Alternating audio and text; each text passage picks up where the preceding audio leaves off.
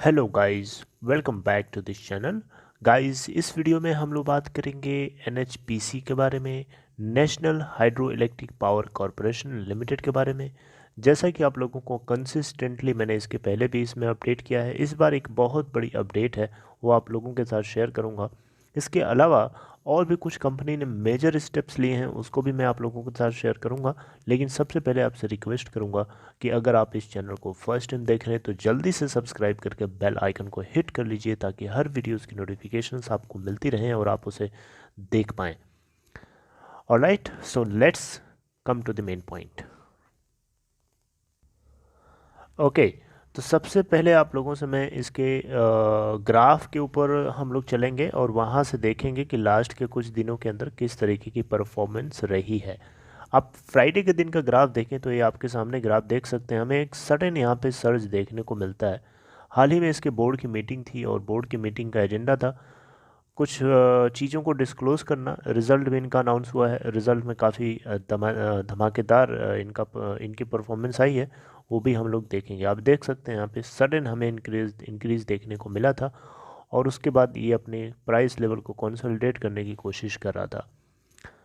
Last के 5 days का graph अगर आप चेक करेंगे तो लास्ट के 5 डेज़ में ये बेरिश तो नहीं है, बुलिश है।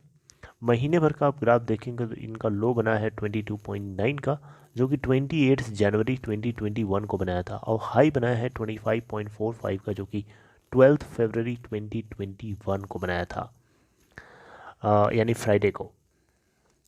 ओके, तो इसके अलावा अगर आप देखें तो लास्ट के 3 मंथ्स का ग्राफ, तो 3 महीने में इसका वही हाई दूसरा है 25.6 का है, जो कि 5 जनवरी 2021 को बनाया था, और लो है इसका 20.4 का, जो कि 19 नवंबर 2020 को बनाया था। लास्ट के आप सीधे 1 साल का ग्राफ चेक करेंगे तो 1 साल में आप देख सकते हैं सुपर परफॉर्मेंस। आप देख सकते हैं इतना बढ़िया ग्राफ है, आप देख सकते हैं एकदम मेंटेन करके रखे अपने आप को। लास्ट के चलिए 2 साल का ग्राफ चेक करते हैं क्या सिचुएशन है। तो लास्ट के 2 इयर्स में आप देख सकते हैं हमें ये लो दिखाई दे रहा है, ये कोरोना वायरस के चक्कर में है ना, जो कि लो बना है 15.1 का, जो कि 18 मार्च 2020 को बनाया था। आई थिंक कोरोना वायरस की सिचुएशन इंडिया में शुरू हो रही थी उस समय, और तभी इसका लो था, और उसके बाद जो है ये अपने आप को मेंटेन करे करके रखा है। और आप देखें यहाँ पे तो आप लोगों को बताना चाहूँगा, इस लो बनाने के बावजूद भी ये कंपनी जो है अपने लेवल को मेंटेन करके रखने की कोशिश करी। आप देख सकते हैं यहाँ पे गिरावट शो नहीं करती है, बल्कि बैलेंस करके रखे हुआ है, तो बहुत ही स्ट्रांग परफॉर्मर है ये। आप लोगों को इसके बारे में पहले से पता होगा अगर आप इसके अंदर पहले से जुड़े हैं तो। ओके, मार्केट कैप अगर आप देखें इसकी तो 25,162.81 करोड़ रुपए है। एक बढ़िया कंपनी है, अब बहुत ज़्यादा बुलिश है। रिटर्न परसेंटेज आप लोगों को बताने की ज़रूरत नहीं है, ग्राफ से आपको खुद ही समझ में आ गया होगा। ओके, तो कंपनी ने बेसिकली दिसंबर क्वार्टर के अर्निंग्स को पोस्ट किया है, जरा सा उसको देख लेते हैं। यहाँ पे टोटल जो रेवेन्यू गेन किया है इस कंपनी ने दिसंबर 2020 के क्वार्टर में 2610.7 करोड़ का है, जबकि प्रीवियस क्वार्टर में सितंबर 2020 में देखेंगे तो ये डेटा 3086 करोड़ का था। तो थोड़ा सा इनको डाउनफॉल देखने को मिला टोटल रेवेन्यू के अंदर। वही अगर हम नेट प्रॉफिट की बात करेंगे तो 869.2 करोड़ रुपए है, यानी 869.2 करोड़, जबकि सितंबर क्वार्टर में ये डेटा था 1188 करोड़ का। तो अगर आप इसको ईयर ऑन ईयर बेसिस पे देखना चाहते हैं तो दिसंबर 2019 से कंपेयर करिए। दिसंबर 2019 में इनका नेट रेवेन्यू था 2279.4 का, जबकि इस बार 2610 आया है। तो आप देख सकते हैं यहाँ पे रेवेन्यू के अंदर हमें अच्छी जंप देखने को मिल रही है। दिसंबर 2019 में अगर आप देखें तो इनका नेट प्रॉफिट था 510 करोड़ के आसपास, जबकि इस बार इनका निकल के आता है 869.2 करोड़ का। परफॉर्मेंस बहुत अच्छी है, और शायद इसी की वजह से कंपनी ने, आपको बताना चाहूँगा, एक डिविडेंड भी पे किया है आपको। आइए उसके बारे में थोड़ा सा बता देता हूँ। तो आप यहाँ देख सकते हैं कंपनी के बोर्ड की मीटिंग थी 11 फरवरी 2021 को, और यहाँ पे कंपनी ने 22 फरवरी 2021 की डेट को तय किया है।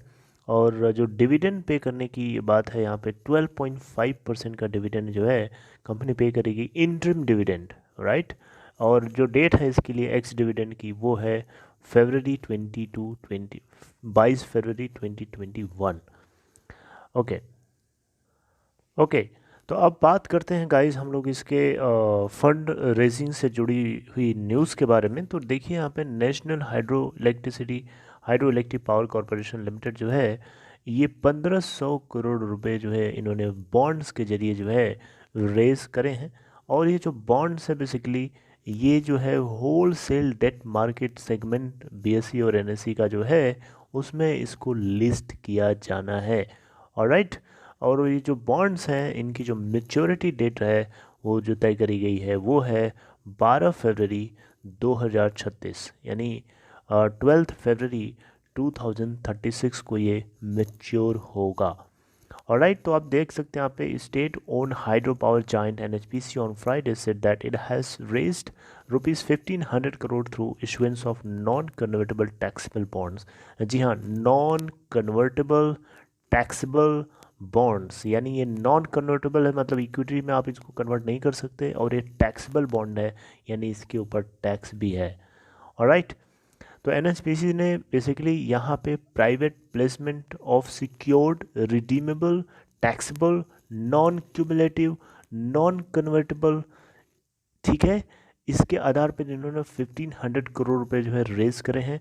और जो कूपन रेट है यहाँ पे 6.86% का दिया गया है। Alright, NHPC AC series bonds के लिए, ठीक है, इन कंपनी ने इस चीज़ को बीएसई की फाइलिंग के टाइम पे अपडेट किया था। इसके अलावा अगर आप देखें तो ये जो बॉन्ड्स हैं आपको मैंने जैसा कि बताया wholesale debt market segment में लिस्ट किया जाना है, और जिसकी एक्सपायरी डेट है 12 फरवरी 2036। ओके, तो ये एक अपने आप में बहुत ही ज़्यादा स्ट्रॉन्ग परफॉर्मर कंपनी है गाइस। आप लोगों को आई थिंक इसको पोर्टफोलियो में ऐड करना चाहिए अगर आपने ऐड नहीं किया है। और ऐड करने से पहले आपको थोड़ी सी अपने आप से भी कंसल्टेंट करनी चाहिए, और अपने फाइनेंशियल एडवाइज़र से भी आप कंसल्टेंट करिए। क्योंकि आप कुछ भी कहीं कदम लीजिए, कदम करिए, रखिए, आप अपनी ज़िम्मेदारी के साथ रखिए। बाकी ये जो वीडियोस आप देख रहे हैं इसको एक एजुकेशनल पर्पस से समझिए, ये कोई एडवाइस मैं आपको नहीं देना चाहता हूँ, क्योंकि मेरी भी एडवाइस गलत हो सकती है। मैं अपने आप को गलत मैं समझ सकता हूँ कि मैं भी गलत हो सकता हूँ, आई एक्सेप्ट दैट गाइस।